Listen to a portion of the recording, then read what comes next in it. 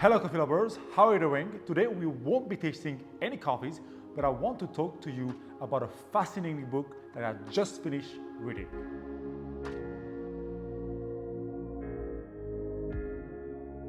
Terroir, From Seed to Harvest. This book from Barista Hustle is all about how the environment in which the plant grows and the farming technique used affects and impacts the quality and the taste of our daily cup of coffee.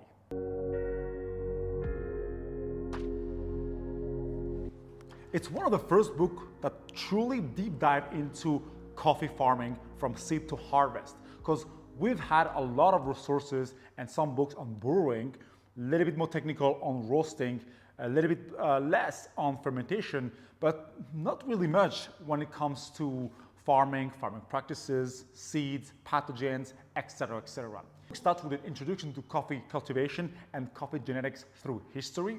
Introduce the concept of coffee terroir, which is the idea that the specific environmental factor, such as climate, soil, elevation, can affect the genetic of a coffee plant and affect the flavor profile of the coffee it produces.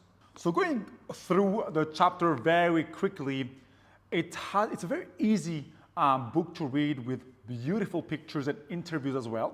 It starts with growing coffee and what goes into the growth of a coffee plant with an exceptional explanation on cellular respiration and the glucose cycle.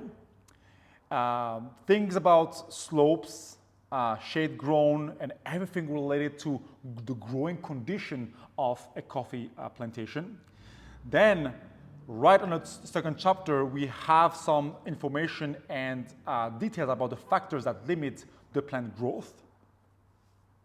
Moving on to inputs like planting, ground cover, irrigation, fertilization, and pruning. So those are more techniques from the farmer to create an environment and adapt to a changing environment.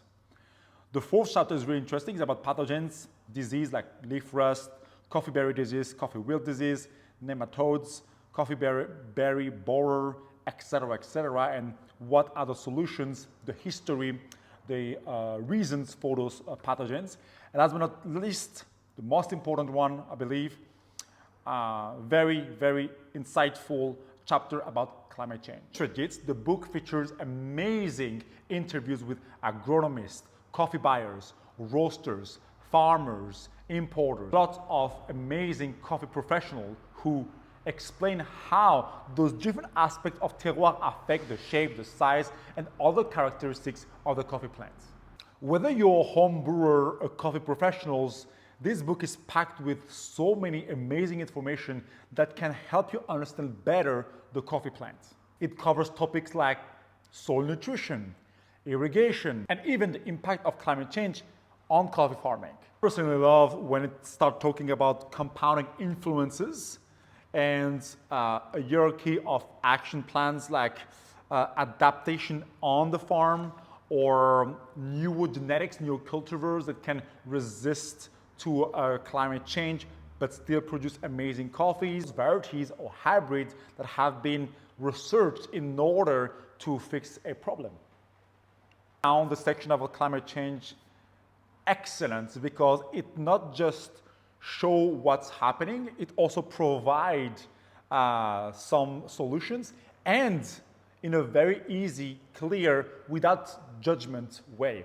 And the final words to me are amazing. It shows that wastage is not at a farm, not in processing, not even in import and export, not in roasting, but in brewing, especially heating up kettles and boilers.